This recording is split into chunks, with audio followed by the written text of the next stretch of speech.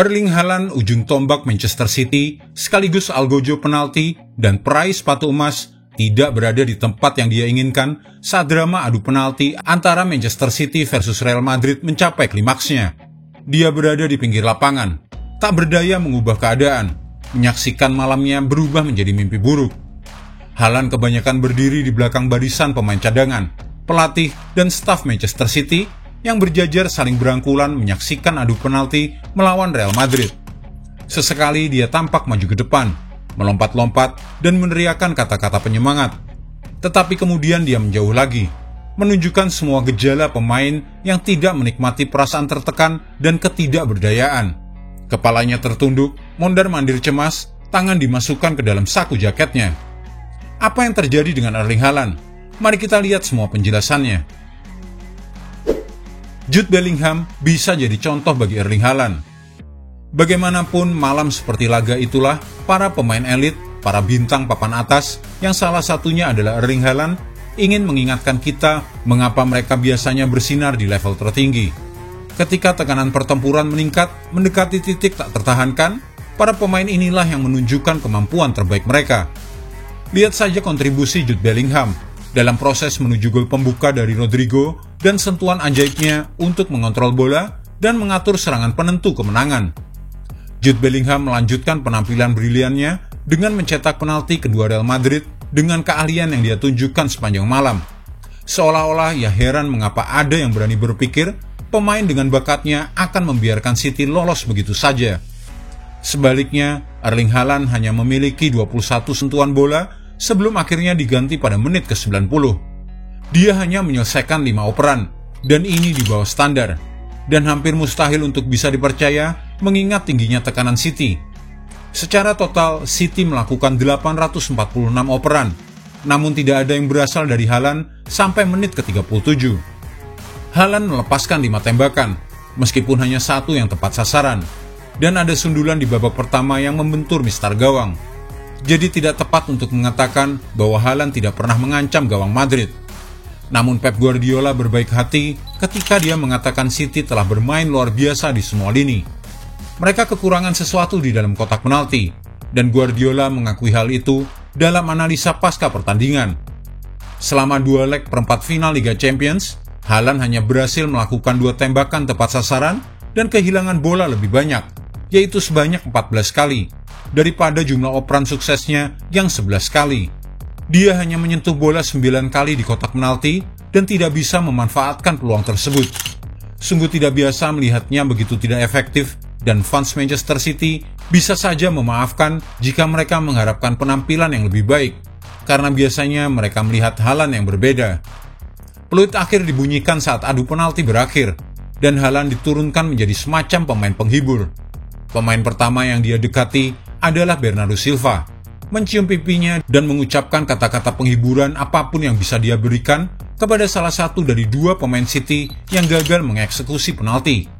Haaland kemudian menghampiri algojo penalti gagal lainnya, yaitu Mateo Kovacic, lalu kembali ke Bernardo Silva untuk menemaninya keluar lapangan dengan tangan di bahunya. Ketika kru televisi mendekat terlalu agresif, Haaland mendorong kamera menjauh untuk melindungi rekan setimnya dari gangguan. Apakah Pep Guardiola terlalu forsir pemainnya? Guardiola menjelaskan setelah pertandingan bahwa Haaland telah meminta untuk ditarik keluar dari pertandingan. Sang striker merasa tidak memiliki tenaga untuk menjalani perpanjangan waktu.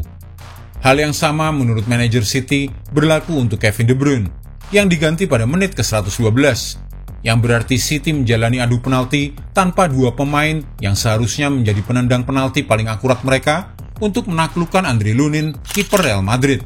Haaland telah mencetak 42 dari 47 penalti dalam karirnya.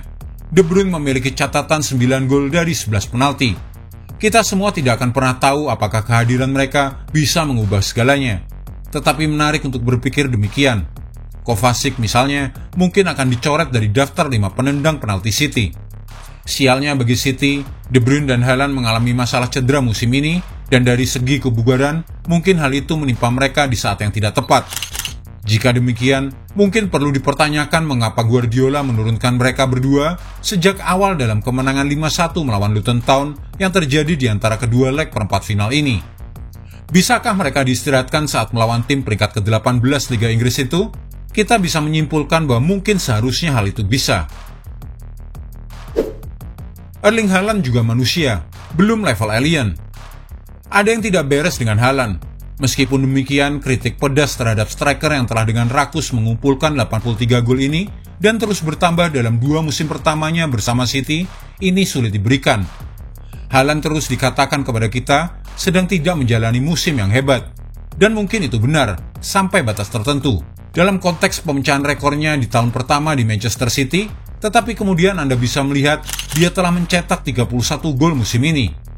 Pada saat yang sama, tidak ada keraguan dia memang sedang melalui periode yang sulit dan juga lamban.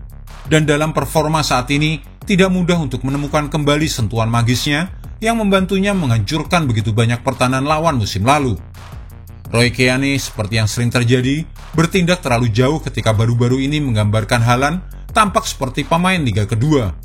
Penilaian yang lebih akurat adalah bahwa Haaland adalah pencetak gol yang hebat, salah satu yang terbaik tentu saja. Tetapi tidak selalu menjadi pesepak bola hebat dalam aspek lain permainannya. Ada ketidaksempurnaan, yang baik jelas melebihi yang buruk. Tetapi dia tidak ingin performa yang kurang maksimal ini menjadi tema yang berulang, terutama pada kesempatan yang menarik perhatian seluruh dunia sepak bola seperti di ajang Liga Champions. Analisis yang lebih dekat menunjukkan dia tidak mencetak gol dalam 4 pertandingan melawan Madrid. Dia tidak pernah bisa mengatasi Antonio Rudiger. Haaland belum mencetak gol di semifinal atau final untuk Manchester City. Mungkin ini terkesan terlalu kritis, tetapi bukankah para pemain bintang seharusnya menentukan jalannya pertandingan besar? Ini adalah pertandingan terbesar City musim ini, dan momen terbaik Haaland justru terjadi sebelum kick-off, saat ia menerima sepatu emasnya sebagai pencetak gol terbanyak Liga Champions musim lalu. Luis Figo menyerahkan trofi itu. Haaland tersenyum untuk kamera, lalu trofi disimpan. Bagi pemain dengan pencapaian seperti Haaland di akhir pertandingan ini, rasanya sepatu emas itu seperti sebagai hadiah hiburan. Haaland hanya bisa menyaksikan dari pinggir lapangan, tak bisa memberikan pengaruh nyata, dan mungkin tak lagi terlihat seperti sosok yang luar biasa. Namun setidaknya semua hal ini menunjukkan bahwa Erling Haaland masih harus banyak belajar dan mengembangkan mentalnya juga. Dan ia punya banyak waktu untuk itu, agar suatu hari ia naik level menjadi seorang pemain penentu bagi timnya. Seorang pemain yang selalu bisa diharapkan untuk bisa menjadi penentu kemenangan bagi timnya. Mungkin seperti seorang alien seperti Cristiano Ronaldo atau Lionel Messi. Apakah bisa? Pasti bisa. Jika Anda menyukai video ini, jangan lupa klik like, share, subscribe, dan tendang loncengnya agar tak ketinggalan update terbaru dari kami.